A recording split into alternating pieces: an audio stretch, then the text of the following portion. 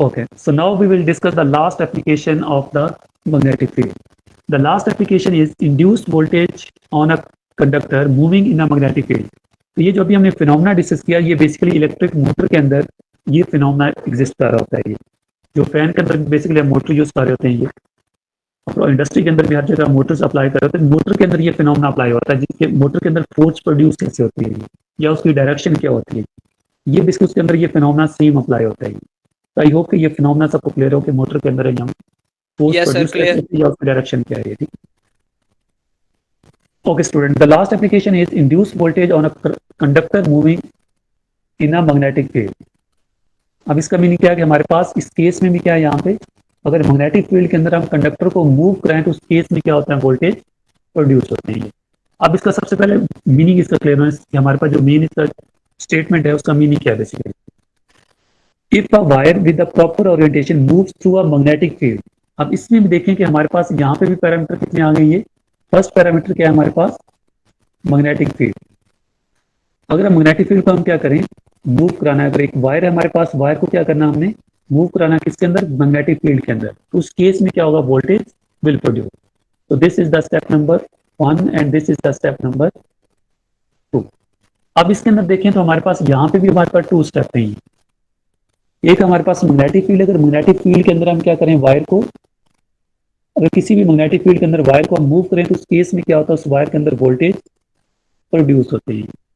तो ये हमारे पास मेन टास्क, इट मीन्स कि हमारे पास, तो ये फिनोमेना हम अप्लाई करते हैं इन केस ऑफ जनरेटर। तो ये फिनोमेना बेसिकली कहाँ पे अप्लाई हो रहा होता है, ये पीछे हम फोर्स का फिनोमेना डिस्कस किया तो उसको हम अप्लाई करते हैं in case of motor. So this phenomena will apply in case of generator. So in case of generator, there are 2 main important parameters. The first one is the magnetic field. तो देखिए motor के case में भी first parameter क्या था हमारे पास, magnetic field. तो जनरेटर केस में भी हमारे पास फर्स्ट पैरामीटर क्या है, इस केस में भी मैग्नेटिक फील्ड। इट मीन्स कि मोटर और जनरेटर का जो स्टार्टिंग फिनोमेना है, फर्स्ट जो स्टेप है, वो दोनों केसेस में क्या है, सेम है। उसके अंदर कोई चेंज नहीं है। कि मोटर केस में हमें स्टार्ट में मैग्नेटिक फील्ड चाहिए, जनरेटर केस में भी क्या चाहिए, basically magnetic field. So let's suppose this is the direction of the magnetic field. उसी तरह सेम हमारे पास let's suppose the direction magnetic field या हम इनवर्ड ले लेते हैं। Let's suppose this is the inward direction of magnetic field. I hope इसका भी स्टेप नंबर 1 सेम वही है जो मोटर केस में। आई होप ये क्लियर होगा सबको। Now the second step is if a wire with the proper Orient, wire के अब यहाँ पे उसने ये नहीं कहा करंट कैरिंग वायर। देखिए यहाँ पे करंट का वर्ड यूज नहीं हुआ। इट मीन कि यहाँ पे हमने सिंपल क्या करना है, एक वायर को प्लेस करना है। इस मैग्नेटिक फील्ड के अंदर हमें क्या करना है, एक सिंगल वायर को प्लेस करना है। ठीक है, तो अगर हम सिंगल वायर की बात करें यहाँ पे, ये let's suppose these are the magnetic field. अब हमें क्या करना है, इसके अंदर करंट क्या, सिंपल एक कॉइल को क्या करना है, यहाँ पे प्लेस करना है। एक वायर को हमने क्या करना है, यहाँ पे प्लेस कर देना इनसाइड ऑफ मैग्नेटिक फील्ड। अब ये वायर क्या है, इसके अंदर करंट फ्लो नहीं कर रहा, एक simple wire without current carrying conductor.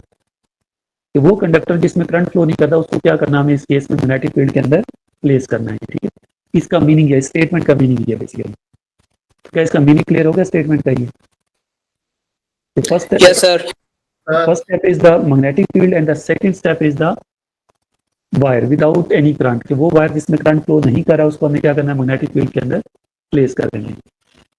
अब हम सेकंड जो थर्ड पॉइंट यूज है, इस कंडक्टर को हमें या वायर को क्या करना है, मूव कराना है। इस मैग्नेटिक फील्ड के अंदर इस कंडक्टर को हमने क्या कराना है, इसमें मूव कराना। जब ये कंडक्टर इस मैग्नेटिक फील्ड के अंदर मूव करेगा तो उस केस में क्या होता है, वोल्टेज प्रोड्यूस होते हैं।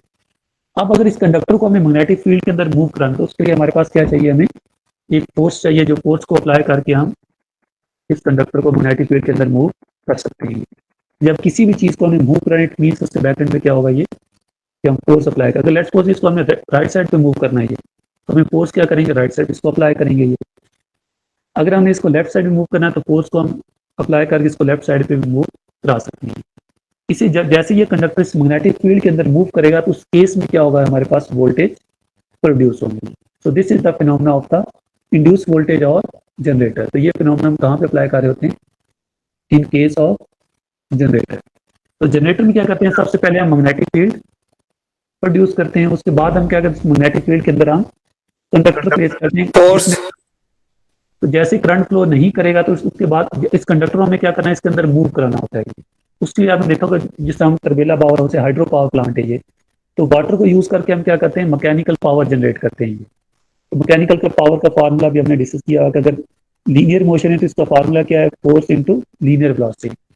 अगर एंगुलर मूवमेंट चाहिए तो इसका फार्मूला क्या है हमारे पास, एंगुलर के लिए फोर्स की जगह हमने उसको एंगुलर मूवमेंट कराएं तो इसका फार्मूला क्या होगा, P is equal to tau into omega. तो ये जो पावर हाउस हम डिजाइन करते हैं, पावर हाउस का मेन ऑब्जेक्टिव ये होता है कि मैकेनिकल फोर्स जनरेट करनी है। जब मैकेनिकल फोर्स हम पावर जनरेट करें तो उसको अप्लाई कहाँ पे करेंगे हम, ये जो मैग्नेटिक फील्ड के अंदर जो कंडक्टर होगा उसको क्या करेंगे, मैकेनिकल पावर अप्लाई करेंगे। तो जब मैकेनिकल पावर इसको अप्लाई करेंगे तो ये कंडक्टर क्या करेगा, इसके अंदर लेफ्ट या राइट साइड पे मूव करेगा। ये क्लियर हो गया ये पॉइंट। तो पावर हाउस जो हम डिजाइन करते हैं उसका मेन ऑब्जेक्टिव क्या होता है, मैकेनिकल पावर जनरेट करनी है। उस मैकेनिकल पावर को हम कहाँ पे अप्लाई करेंगे, ये तो जो मैग्नेटिक फील्ड के अंदर हमने वायर प्लेस किया था उसको मैकेनिकल पावर देंगे तो वायर क्या करेगी, वो मूव करेगी। ये जब वो वायर मूव करेगी तो उस केस में क्या होता है हमारे पास, according to Faraday law, voltage will produce. क्योंकि जब वायर मूव करेगी तो जब वायर मूव करेगी किसके अंदर वायर मूव करेगी, मैग्नेटिक फील्ड के अंदर। तो इट मीन्स कि मैग्नेटिक फील्ड बार बार क्या होंगी इसके अंदर, चेंज होंगी, क्योंकि वायर बार बार इस मैग्नेटिक फील्ड को क्या करेगी, कट करेगी। फ्लक्स जब चेंज होगा तो according to Faraday law E is basically equal to d phi over d. तो ये हमारे पास जैसी वायर मूव करेगी बार बार मैग्नेटिक फील्ड चेंज होंगी, फ्लक्स चेंज होगा तो वोल्टेज क्या होंगे इसके अंदर प्रोड्यूस होंगे।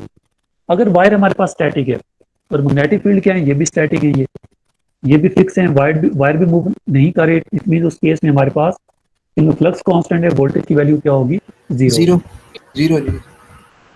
तो ये जो मैकेनिकल पावर जनरेट करनी, तो इसके लिए हम क्या करते हैं, पावर हाउस डिजाइन करते हैं ताकि वहां से मैकेनिकल पावर क्या करें, हम जनरेट करें। वो जनरेट क्यों कर रहे होते हैं, बेसिकली मैग्नेटिक फील्ड के अंदर हमें क्या करना है, वायर को मूव कराना है। ये जनरेटर के अंदर ये फिनोमेना हो रहा है।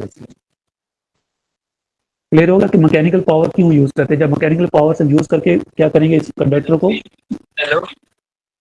मूव करेंगे। जब कंडक्टर मूव करेगा तो इट मीन्स कि हमारे पास फ्लक्स चेंज होगा। जब फ्लक्स चेंज होगा तो वोल्टेज क्या होंगे, ये प्रोड्यूस होंगे। तो इसमें किसी स्टूडेंट को कंफ्यूजन नहीं, इसके अंदर ये सिंपल हमारे फिनोमेना जनरेटर के अंदर इसको हम अप्लाई कर रहे हैं। अब जस्ट हम इसका मैथमेटिकली फार्मूला ड्राइव करेंगे, उसके बाद हम इसके एक दो एग्जांपल सॉल्व करेंगे, वहां तक आज की क्लास हम एंड करेंगे। तो क्या ये बेसिक फिनोमेना क्लियर होगा कि जनरेटर के अंदर वर्किंग कैसे होती है? Yes sir, clear. Yes sir clear. सही क्रॉस हमें ये बता रहा है कि करंट इनटू द पेज है, सो जैसे वो डॉट एंड क्रॉस रिप्रेजेंटेशन है। जी क्रॉस यहाँ पे ये बता रहा है कि मैग्नेटिक फील्ड की जो डायरेक्शन है वो पेज के इनवर्ड है। ठीक है, बुक के अंदर इसने क्योंकि डॉट यूज किया, इसलिए क्रॉस यूज किया, इसलिए मैंने यहाँ पे आपको क्रॉस किया ताकि आपको कंफ्यूजन ना हो।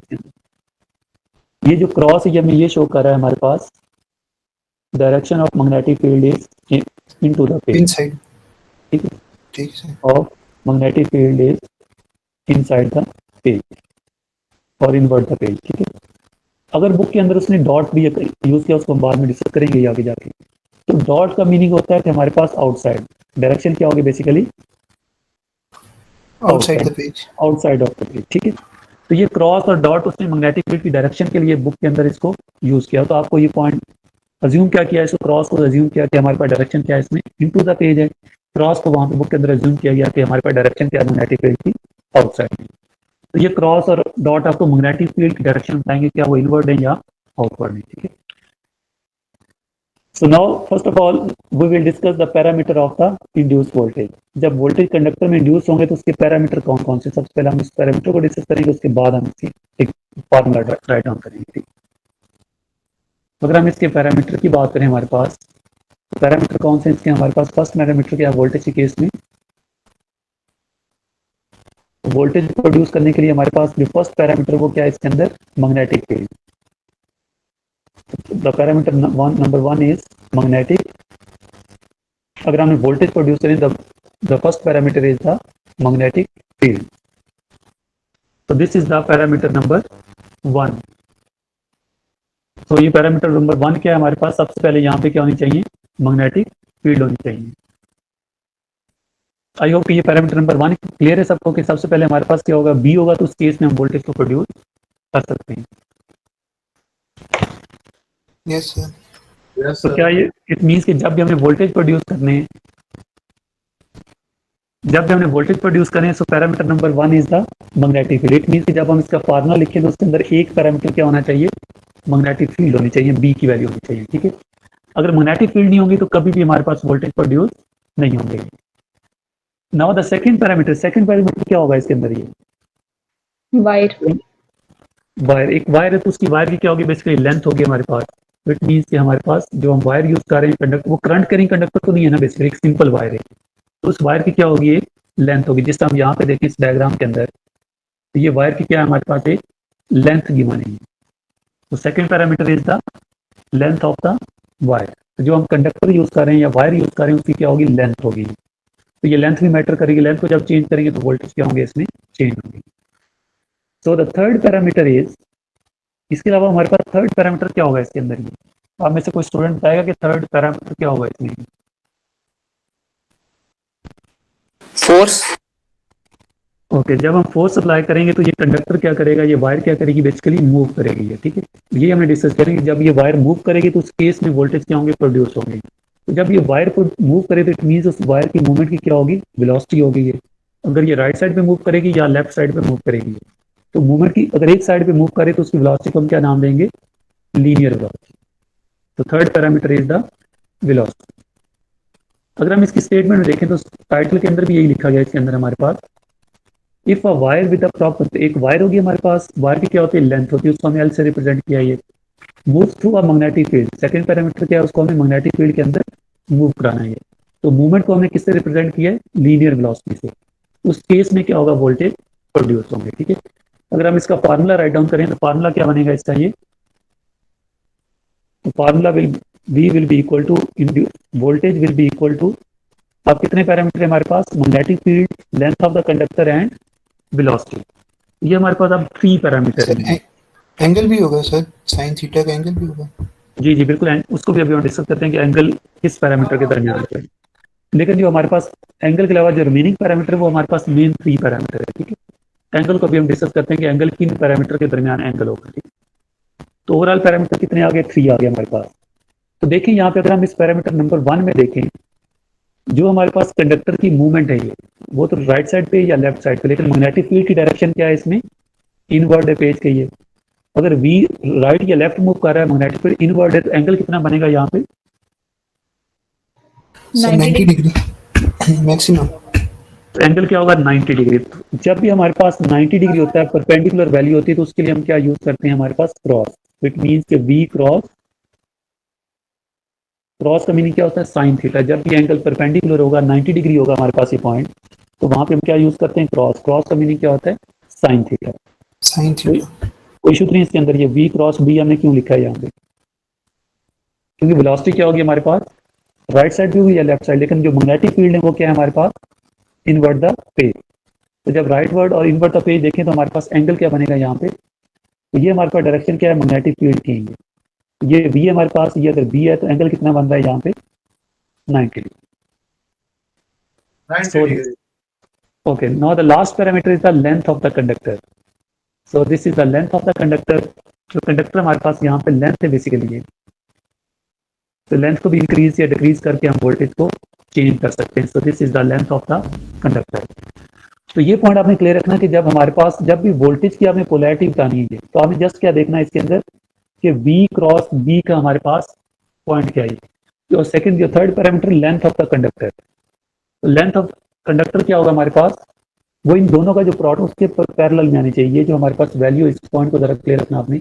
यहाँ पे देखें, ये हमारे पास डायरेक्शन क्या है, डायरेक्शन ऑफ वेलोसिटी। ये किसकी डायरेक्शन है, इनवर्ट क्या है हमारे पास, डायरेक्शन ऑफ मैग्नेटिक फील्ड।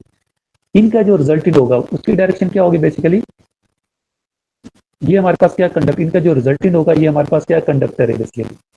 तो ये वो कंडक्टर की क्या है हमारे पास लेंथ है। तो यहाँ पे देखें, जो कंडक्टर होता है वो हमेशा क्या होता है, इनके रिजल्टेंट पे होता है। तो वी और क्रॉस बी का जो रिजल्टेंट होगा बेसिकली, वहां पे क्या है हमारे पास, ये रिजल्टेंट है, तो कंडक्टर भी इसी लाइन पे पड़ा हुआ है। कंडक्टर और रिजल्टेंट क्या होता है, दोनों का सेम होता है, इसलिए यहाँ पे हम इसके यूज करते हैं डॉट। डॉट का मीनिंग ये होता है कि दोनों क्या होंगे, ये वी क्रॉस बी का जो आंसर होगा वो पैरेलल होगा in the length of the conductor. उसके लिए हम यहाँ पे डॉट यूज करते हैं। डॉट का मीनिंग क्या होता है, parallel, cos theta.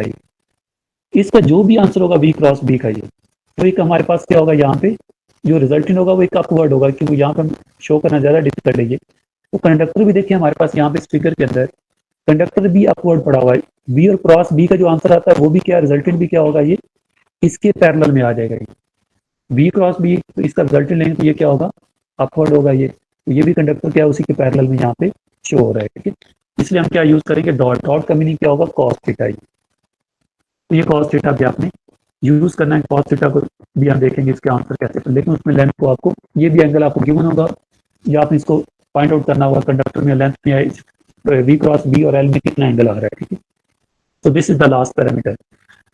I hope कि इसके अंदर जो हमारे पास वी और क्रॉस बी का रिजल्टेंट आ रहा है, तो उस अगर अपवर्ड आ रहा है तो अपवर्ड को आपने पॉजिटिव का नाम देना है और डाउनवर्ड को आप नेगेटिव लिखेंगे। अगर यहाँ पे हम देखें इसके पॉइंट के अंदर ये इनका रिजल्टेंट देखें तो ये वी क्रॉस बी का जो रिजल्टेंट है हमारे पास, ये हमारे पास बी है, इसके अंदर ये वैल्यू क्या है हमारे पास बी है, ये इसका रिजल्टेंट आ रहा है upward.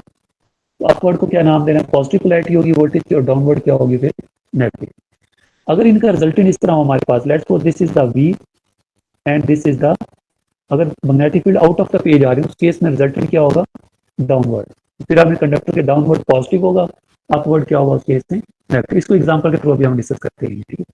So this is the basic formula of the induced voltage. By using this formula, we can calculate the value of the induced voltage of any conductor. अब आप लोगों ने क्या करना है, इस फॉर्मूले को यूज करके यहाँ पे ये एग्जांपल सॉल्व करनी है। आई होप कि ये जल्दी से आप एग्जांपल सॉल्व कर लेंगे इसके अंदर ये। तो जल्दी से आप ये लास्ट 2 एग्जांपल इसको सॉल्व करें, वहां पे फिर आप क्लास को हम फिनिश करेंगे, ठीक है। इस एग्जांपल में देखें, सबसे पहले हमें क्या गिवन है इसके अंदर, figure shows a conductor, so as we have already discussed, is basically equal to V cross। तो इसका फार्मूला क्या है, बेसिकली डॉट है। तो यहाँ पे हम देखें वेलोसिटी की वैल्यू हमें गिवन है। वेलोसिटी कितनी गिवन है इसके अंदर, 5 मीटर पर V is equal to 5 metre पर second to the right in the presence of a magnetic field. उसने हमें डायरेक्शन भी बता दी कि इसकी डायरेक्शन क्या है, राइट साइड पे। तो यही राइट साइड आएगा हमारे पास, ये हमारे पास क्या है, वेलोसिटी की डायरेक्शन है, ठीक है। The flux density is 0.5 Tesla, so the value of the B is 0.5। तो B की वैल्यू भी हमें गिवन है यहाँ पे कि B की वैल्यू क्या है, उसके मैग्नेटिक फील्ड जो हमारे पास ये इनवर्ड है यहाँ पे, इसकी डायरेक्शन में इसकी वैल्यू भी हमें बता दें कि इसकी वैल्यू कितनी है, ये 0.5। And the length of the conductor is L is basically equal to 1 metre. तो कंडक्टर की लेंथ भी हमें गिवन है। So now the question is, what are the magnitude and polarity of the resulting induced voltage? जो हमारे पास voltage produce होंगे हमारे पास, उसका आपने बताना है कि उसका मैग्नीट्यूड कितना है, उसके बाद बताना है उसमें उसकी डायरेक्शन क्या है बेसिकली, या उसकी पोलैरिटी क्या है। इस केस में क्या बताएंगे, वोल्टेज की पोलैरिटी की वैल्यू कितनी है। तो E will be equal to V, B क्या, इसको V को हम V साइन थीटा लिख सकते हैं, V साइन थीटा। ये सिंपल फार्मूला ये कि V अगर क्रॉस को हम यहाँ से रिमूव करें तो क्या लिखेंगे, V साइन थीटा। तो यहाँ पे देखिए मैग्नेटिक फील्ड की डायरेक्शन क्या है, बेसिकली इनवर्ड है हमारे पास, वेलोसिटी क्या है राइट साइड पे। तो एंगल कितना आ रहा है यहाँ पे, 90। साइन 90 क्या होता है, ये 1 होता है, ठीक है। तो सिंपल फार्मूला क्या आ गया, V L। तो L की वैल्यू भी गिवन है, B की वैल्यू भी गिवन है, और V की वैल्यू भी यहाँ पे गिवन है। तो क्या इसका मैग्नीट्यूड फाइंड कर लेंगे आप लोग, ये 1.25 सर मेरा 1.25 या 2.5 आ रहे हैं, 2.5 वोल्ट। तो the second one is the, तो आई होप कि ये मैग्नीट्यूड तो सब कैलकुलेट कर लेंगे इसके अंदर। The second point is the polarity. Polarity कैसे फाइंड करनी है, आपको अभी मैंने पॉइंट बताया, ये बार बार आगे यूज होगा। वेलोसिटी की डायरेक्शन क्या है, ये राइट साइड पे। ये मैग्नेटिक फील्ड की डायरेक्शन क्या है, basically inward to the page. इनका जो रिजल्टेंट होगा, तो ये रिजल्टेंट हमारे पास ये पॉइंट बनेगा इसमें, ये रिजल्टेंट क्या आ रहा है इनका, अपवर्ड है। ये पॉइंट क्या है, basically V cross B। V cross B क्या है, बेसिकली ये अपवर्ड होगा, डाउनवर्ड तो नहीं होगा ना बेसिकली। ये राइट साइड पे, ये लेफ्ट साइड का रिजल्टेंट भी क्या होगा, ये V क्रॉस B क्या होगा, बेसिकली ये एक रिजल्टेंट होगा जो इसका अपवर्ड हमारे पास पॉइंट होगा। ये रिजल्टेंट जो डायरेक्शन शो करेगा, अगर ये अपवर्ड डायरेक्शन है तो अपवर्ड आपने क्या शो करना है, पॉजिटिव। तो उसका ऑपोजिट पॉइंट क्या होगा, basically negative. So this will be the polarity of the induced voltage. This point will be, upward point will be positive and downward point will be negative. इस तरह हमें polarity find करनी होगी कि हमारे पास जो वोल्टेज प्रोड्यूस हो रही है उसकी पोलैरिटी क्या है। क्या कर लेंगे पोलैरिटी फाइंड इसके अंदर? Yes, okay sir. Okay student, this is the last example. इसको आप जल्दी से सॉल्व करें, उसके बाद हम अगर क्वेश्चन है तो फिर आप डिस्कस करें, उसके बाद हम क्लास को वाइंड अप करेंगे। तो ये लास्ट एग्जांपल, इसके अंदर सेम वही फाइंड करना है। जस्ट आप देखें यहाँ पे आपके पास the value of the velocity is v is basically equal to 10 metre पर सेकेंड। वो भी हमें डायरेक्शन बता दें कि वेलोसिटी की डायरेक्शन क्या है। यहाँ पे भी वेलोसिटी की डायरेक्शन क्या है, in the right side. The flux density is v is basically equal to 0.5 tesla. v की वैल्यू हमारे पास गिवन है यहाँ पे। The length of the wire is 1 metre. तो वही सेम हमने क्या करना है, यहाँ पे वोल्टेज फाइंड करना है, वोल्टेज का मैग्नीट्यूड बताना है और उसकी पोलैरिटी बताना है कि यहाँ पे हमारे पास पोलैरिटी की वैल्यू कितनी है। तो first of all we will calculate the magnitude of the induced voltage. So voltage will be equal to 4.9 sir. चलें, इसको हमने क्या करना है, जस्ट v क्रॉस b, वही सेम फार्मूला अप्लाई करना है, ये डॉट l। अब इसके अंदर जस्ट एक पैरामीटर है, वो इसको हमें नोट डाउन करना है कि लेंथ का एंगल कितना आ रहा है। तो इसको राइट डाउन करें तो क्या है हमारे पास, वी बी। क्रॉस को एलिमिनेट करें तो क्या लिखेंगे, इसको वी बी। अगर इसका डॉट का मीनिंग क्या होता है, बेसिकली कॉस थीटा। ये अगर डॉट को हम रिमूव करें तो उसकी जगह क्या लिखेंगे हम, ये जो डॉट इसका मीनिंग क्या है, कॉस थीटा। ये पॉइंट आपने क्लियर रखना है यहाँ पे। अब हम लिखते हैं कि यहाँ पे हमारे पास जो मैग्नेटिक फील्ड की डायरेक्शन है, क्या वो इनवर्ड है या आउटवर्ड है? यहाँ पे किससे शो किया गया, आउटवर्ड। ठीक हो गया। अब क्योंकि डॉट यूज किया, डॉट का मीनिंग क्या है, क्रॉस का मीनिंग इनवर्ड है, डॉट का मीनिंग क्या है, आउटवर्ड। ठीक है, तो इट मीन्स कि हमारे पास यहाँ पे अगर हम, so this is the direction of magnetic field. तो यहाँ पे हम, sorry, this is direction of velocity. तो मैग्नेटिक फील्ड क्या है हमारे पास, आउटवर्ड है। तो यही आउटवर्ड बनेगा हमारे पास, पेज से क्या है, आउट है ये। ठीक है, तो एंगल कितना बन रहा है यहाँ पे भी, तो यहाँ पे भी एंगल कितना आ रहा है, 90 डिग्री। तो क्या लिखेंगे इसको, साइन 90 क्या होता है, 1। तो साइन 90 की जगह क्या लिखेंगे हम, 1। और मीनिंग क्या रह गया सर पे वायर की डायरेक्शन तो 30 डिग्रीज के डिफरेंस पर है। देखिए वायर की जब वो लेंथ को हम सॉल्व करेंगे, वहां पे हम ये कॉस थीटा को भी सॉल्व करेंगे ये। ठीक है, अभी जस्ट हमने v और b का रिलेशन देखा कि वहां पे साइन थीटा की वैल्यू कितनी आ रही है। ठीक सर। सर तो हमने पिछले वाले में लेंथ के साथ कॉस क्यों नहीं लगाया था सर? क्योंकि वहां पे अगर यहाँ पे इस एग्जांपल में देखें तो लेंथ और जो इसका रिजल्टेंट था वो बिल्कुल पैरेलल में था, एंगल 0 आ रहा था, इसलिए वहां पे कॉस 0 क्या होता है, 1 होता है। यहाँ पे जो हमारे पास कंडक्टर था, v क्रॉस b थी, दोनों क्या है, एक दूसरे के पैरेलल में एंगल क्या होता है, 0 होता है। ठीक है, जब एंगल 0 होगा, कॉस 0 की वैल्यू क्या होती है, 1, इसलिए यहाँ पे कॉस हमने यूज नहीं किया है। अब इसके अंदर वी बी एल की वैल्यू तो हमें गिवन है। अगर हम थीटा को यहाँ से कैलकुलेट कर लें तो फिर हम इजीली इस प्रॉब्लम को हम सॉल्व कर सकते हैं। यहाँ पे थीटा जो कंडक्टर हमारे पास पड़ा हुआ है, कंडक्टर की जो लेंथ है बेसिकली, अब इसको कैलकुलेट कैसे करना है, ये पॉइंट सबको क्लियर होना चाहिए। इसके अंदर किसकी वैल्यू को हमने, इसका सिंपल अभी आपको बताया, जब भी आप इसको कैलकुलेट करें तो उसका हमारे पास प्रोसीजर क्या होना चाहिए। इसका कैलकुलेशन का प्रोसीजर ये होता है, जस्ट 1 पॉइंट। अगर हम इसको यहाँ से, एक मिनट, इसको रिमूव करते हैं ताकि इसको क्लियर हो जाए। इसको कैलकुलेट करने का प्रोसीजर ये, let's suppose this is the, ये हमें गिवन है basically, this is the direction of velocity. ये हमें आउटवर्ड डायरेक्शन किसकी गिवन है, ये डायरेक्शन ऑफ मैग्नेटिक फील्ड। तो जब हम इसका रिजल्टेंट फाइंड करें तो रिजल्टेंट हमारे पास क्या, जो भी इसका रिजल्टेंट आ रहा है वो क्या होगा हमारे पास, ये रिजल्टेंट बनेगा इसका, ये v क्रॉस, इन दोनों का जो रिजल्टेंट होगा वो यही हमारे पास डाउनवर्ड होगा बेसिकली ये। अब यस सर। अब यहाँ पे देखें रिजल्टेंट तो इस फॉर्म में आ रहा है, लेकिन कंडक्टर किस फॉर्म में पड़ा है बेसिकली, ये हमारे पास कंडक्टर पड़ा हुआ है। तो यहाँ पे जो हमारे पास कंडक्टर पड़ा हुआ है, इसके अंदर ये कंडक्टर और जो इसका रिजल्टेंट आ रहा है, ये एंगल आपने देखना है कि ये एंगल कितना है। जो प्रीवियस केस था वो उस केस में दोनों क्या आ रहे थे, पैरेलल में आ रहे थे। तो यहाँ पे जो ये एंगल है, ये कितना गिवन है हमारे पास, 30 डिग्री। ये लेंथ ऑफ कंडक्टर और v क्रॉस b के दरमियान एंगल, किसका एंगल है ये, v cross b and length of the conductor, इनके दरमियान जो एंगल है वो कितना गिवन है, 30 डिग्री। सो इसलिए हम यहाँ पे क्या यूज करेंगे, वी बी एल कॉस 30।